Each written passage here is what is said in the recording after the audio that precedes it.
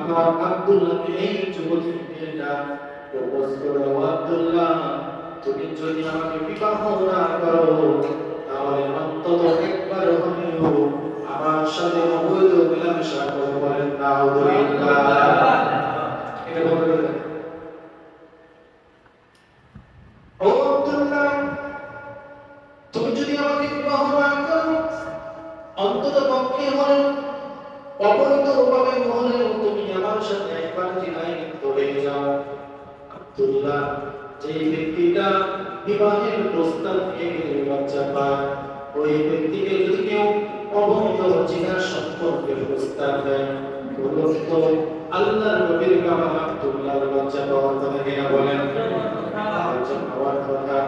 আব্দুল্লাহ লজ্জা হয়ে পড়ে গেলেন, কিন্তু ওই কাল থেকে যাওয়ার পর কিছুদিন পরে আল্লাহর নবীর বাবা আব্দুল্লাহ বিবাহ করে ফেলেছেন।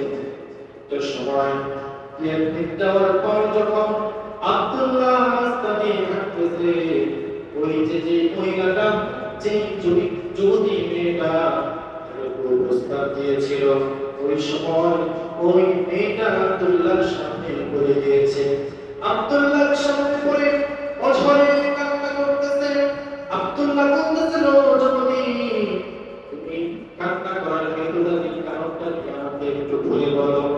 আমি তো তোমাকে একটু স্থির নাই, আমি তো একটু তোমাকে ধরিয়ে নাই, কোনো প্রকার কোনো কথাও বলি নাই, আমি তো তোমার সাথে রাগারাগি করি নাই, কোনো কথা বলি নাই, তারপরেও কেন তুমি আমাকে দেখে কান্না করতেছো? কান্না করার কারণটা কি?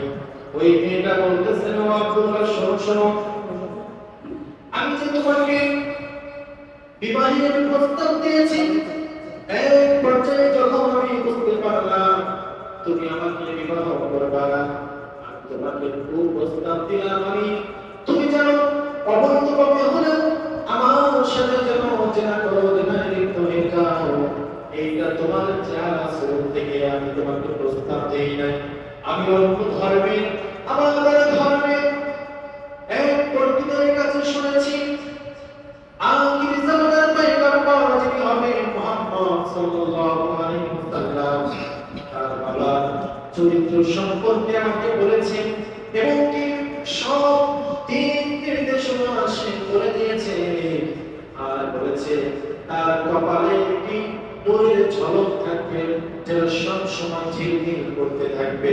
আমি এই কথা শুনে আমি মক্কা ওই কোণে খুঁজতে লাগলাম, এমন যুবক কোথায় পাবো?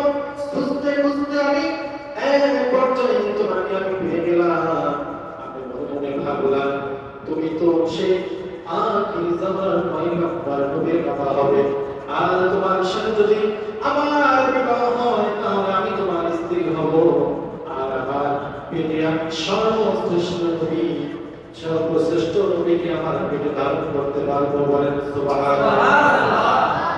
আব্দুল্লাহ তুমি মনে করো তোমার রূপে আমি পাগল হয়ে তোমাকে প্রস্তাব দিয়েছি? না না, তোমার জন্য পাগল হয়ে না, আমি আখির জামানার পয়গম্বর নবীর মা হব, এই রকম আমি নিজেকে ধন্য মনে করব, যার কারণে আমি যখন কোনোভাবে তোমাকে কাবু করতে পারলাম না, অন্তত পক্ষে হলেও আমার আবেগে আপ্লুত হয়ে পড়লাম, যখন দেখলাম তুমি আমাকে বিবাহ করবা না, অন্তত পক্ষে একবার হলেও তোমার সাথে অবৈধ সম্পর্ক করলেও তারপরেও যদি আমি সেই মুহাম্মাদের মা হতে পারি, আমি নিজেকে ধন্য মনে করব। বলেন সুবহানাল্লাহ। যদিও আপনার পদ্ধতিটা হারাম, কিন্তু তার মনে এমন যাতনা ছিল যে আমি যেন আখির জামানার পয়গম্বর নবীর মা হতে পারি, যার কারণে অনেক মহিলারা পর্যন্ত নিজের মেয়েকে অথবা নিজে আব্দুল্লাহর কাছে বিয়ে বসার জন্য প্রস্তাব দিয়ে বসতে পারেন। সুবহানাল্লাহ। তাহলে বলুন আদর্শ কি আব্দুল্লাহর নাকি মুহাম্মাদের? কার আদর্শ বলেন দেখি? আমাদের নবী মুহাম্মদ সাল্লাল্লাহু আলাইহি ওয়াসাল্লামের আদর্শকে আব্দুল্লাহ নাম করেছে, ঠিক কি না বলেন? তখন আব্দুল্লাহ বলতেছে আমি সবকিছু বুঝতে পারলাম, কিন্তু কান্না করার কারণটা কি আমাকে খুলে বলো। আব্দুল্লাহ সময় বললেন, ও আব্দুল্লাহ। আব্দুল্লাহ যখন ওই মেয়েটাকে বললেন, মেয়েটা তখন উত্তর করলো, আব্দুল্লাহ শোনো, তুমি যখন আমার সাথে এর আগে যতবার দেখা হয়েছে আমি তোমার কপালের ভিতরে সেই নূরটা দেখতে পেয়েছিলাম, যে নূরটা আখির জামানার পয়গম্বর নবী হবে। কিন্তু আজকে তোমার কপালের ভিতরে সেই নূরটা আর দেখতে পাই না। আমার মনে হচ্ছে তুমি বিবাহ করেছো। তোমার বিবাহ করার কারণে, তোমার স্ত্রীর সাথে শারীরিক সম্পর্কের কারণে ওই নূরটা অন্য একটি স্ত্রীর, তোমার স্ত্রীর পেটের ভিতরে দিয়েছে।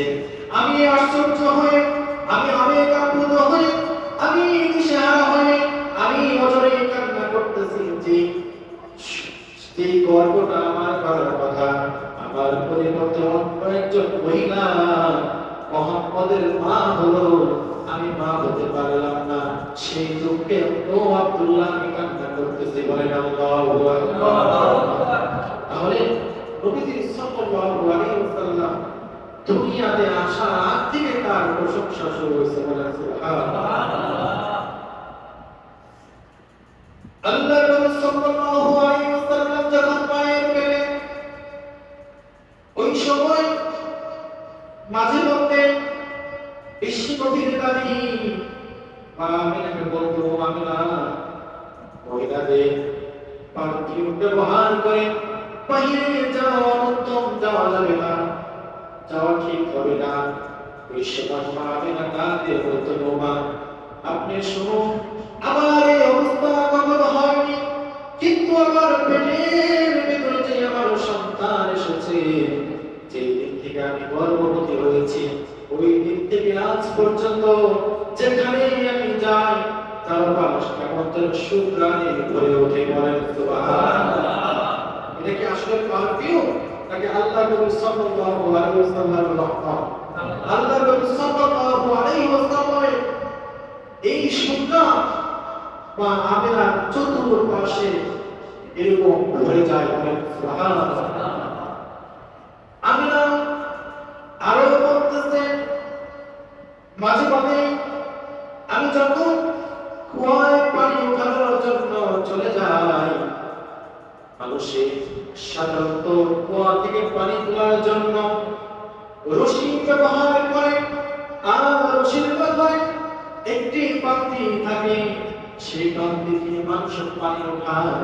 কিন্তু আমিনা যখন পানি উঠানোর জন্য আমি কূপের কিনারায় গিয়ে দাঁড়াই, আর পাত্তিটা হাতে নেই, রশিটা হাতে নিয়ে দাঁড়াই, আমি দেখতে পাই একটু আগে যেই কূপের পানি অনেক নিচে ছিল, কিন্তু আমি যখন পাত্তিটা হাতে নিয়ে কূপের পাশে গিয়ে দাঁড়াই, ওই সময় ওই নিচের পানিগুলো এমনি আপনা আপনি উপরে উঠে যায়, আর আমি না উপর থেকে পানি সংগ্রহ করে নিয়ে আসি, বলেন সুবহানাল্লাহ।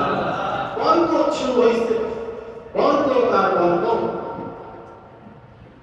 আমি না বলতেছে, তাকে যখন প্রশ্ন করা হলো, ও আমিনা, তুমি যখন মুহাম্মদকে জন্ম দিলা, যখন মুহাম্মদ দুনিয়াতে ভূমিষ্ঠ হলো, যখন তুমি প্রসব করলা, ওই সময় তোমার কি অবস্থা ছিল? তুমি কি ব্যথা পাও না? মা আমিনা সুন্দর করে বললেন, ও এলাকার লোকেরা শোনো, দুনিয়ার মানুষ সন্তান জন্ম দিলে কত ব্যথা পায়, কত কষ্ট পায়, কত যাতনা হয়। আর আমিনা যখন আমার শিশু মুহাম্মদকে যখন আমি প্রসব করলাম, আকার ভিতরে দিয়ে যখন কোন বড় চুল প্রবেশ করে, সেই চুল টান দিয়ে যাও, ওই আকার কোনো পরিবর্তন লক্ষ্য করা যায় না, কোনো টের পাওয়া যায় না। আমি আমিনার পেট থেকে আমার শিশু মুহাম্মদ যখন প্রথম জন্ম নিয়েছে, আমি আমিনা আল্লাহর কসম আমি কখনো টের পাই নাই, বলেন সুবহানাল্লাহ। একটা সন্তান প্রসব করতে যায় কত ব্যথা বেদনা, এর পূর্বের পয়েন্ট একদিন বলছি না, বলছি কিন্তু একটা মা সন্তান প্রসব করতে যায় কত কষ্ট করতে হয় সেটা আমি আর আপনি বুঝবো না, যে মা সন্তান প্রসব করছে ওই মাই বুঝবে, ঠিক কিনা?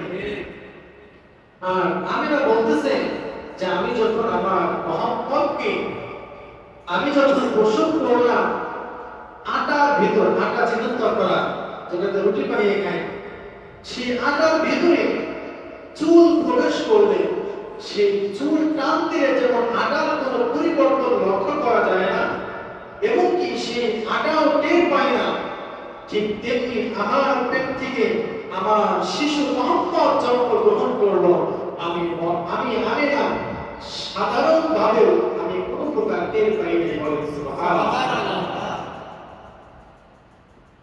বিশ্বনবীর চাচা আবু তালেব আল্লাহর নবী যখন বড় হলেন, যখন নবী হলেন, ওই সময় আল্লাহর নবী বিশ্বনবী আখির জামানার পয়গম্বর নবীকে ডাক দিয়ে বললেন, ও মুহাম্মদ, ভাতিজা আমার, তোমাকে আমি একটি কথা বলি, একটি প্রশ্ন করতে চাই, সেই প্রশ্নের উত্তরটা দাও।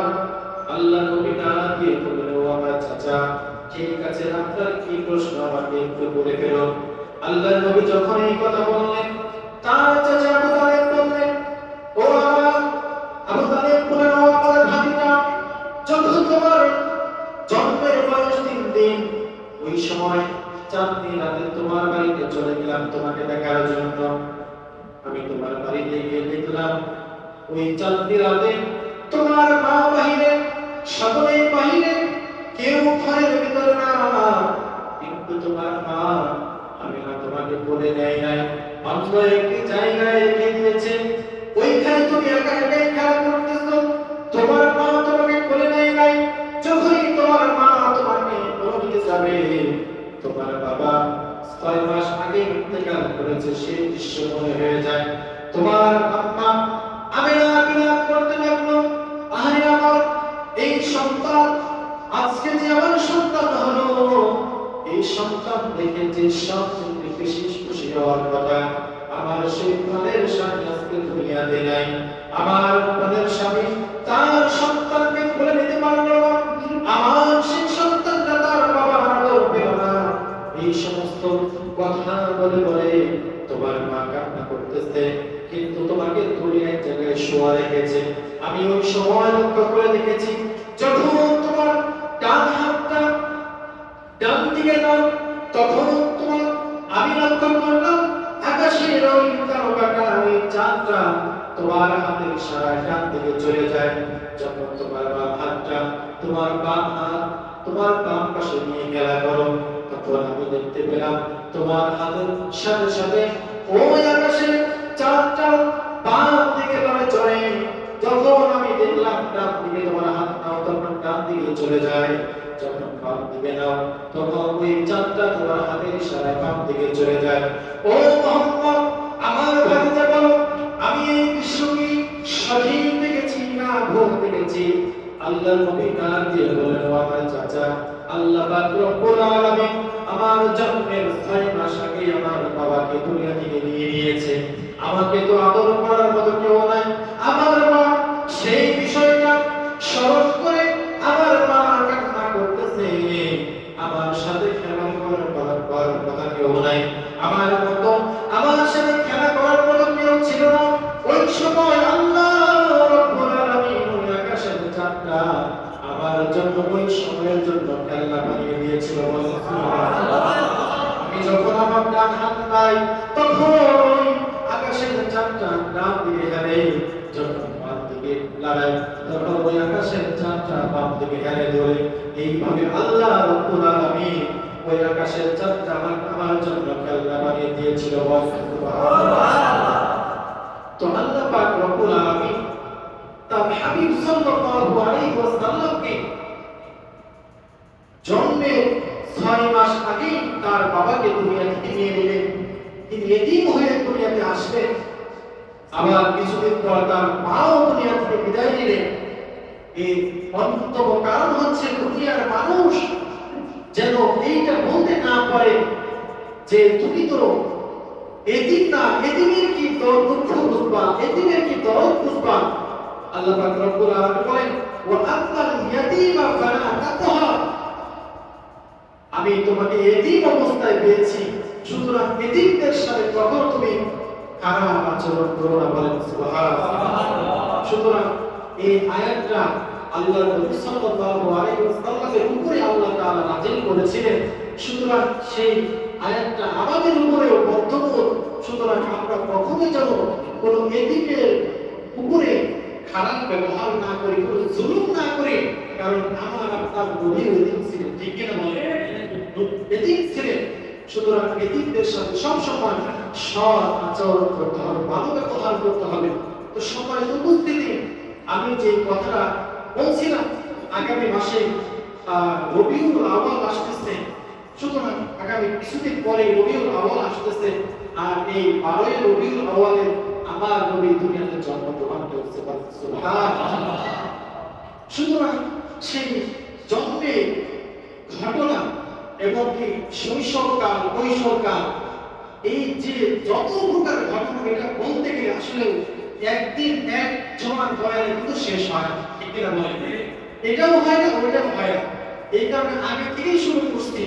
আজকে আমরা শুনলাম আল্লাহ নবী সাল্লাল্লাহু আলাইহি ওয়াসাল্লামের জন্মের আগে তার বাবা মর্যাদা কেমন ছিল, আর আব্দুল্লাহ চরিত্র বৈশিষ্ট্য কেমন ছিল, আখলাক আমল কেমন ছিল, এইটা আমরা জানলাম। এবং কি আল্লাহ নবী সাল্লাল্লাহু আলাইহি ওয়াসাল্লাম জন্মের আসার আগ থেকে তার প্রশংসা এই মক্কার মানুষ পছন্দ ছিল। সুবহানাল্লাহ। এরপর আমরা জানতে পারলাম যে আল্লাহ নবী সাল্লাল্লাহু আলাইহি ওয়াসাল্লাম যখন দুনিয়াতে আসবেন তার আগে তার মায়ের মাধ্যমে আল্লাহ পাক রব্বুল আলামিন তিনি যে আপনার ওয়া আরসালনাকা ইল্লা রাহমাতাল লিল আলামিন, দুনিয়ার মানুষের জন্য তিনি যে রহমত, এটা আল্লাহ পাক রব্বুল আলামিন তার মায়ের মাধ্যমে প্রকাশ করে দিয়েছেন। সুবহানাল্লাহ। আল্লাহ তাআলা যদি আগামী সপ্তাহে আইনে বাঁচা রাখেন, এরপর আল্লাহ নবী সাল্লাল্লাহু আলাইহি ওয়াসাল্লাম কিভাবে শিশু অবস্থায় লালিত পালিত হলো সেই ঘটনা ইনশাআল্লাহ বলব। আল্লাহ পাক রব্বুল আলামিন সেই পর্যন্ত আমাদের হায়াতটাকে লম্বা করে দেন, বলেন আমিন। ওয়া আখির দাওয়ানা আলহামদুলিল্লাহি রাব্বিল আলামিন।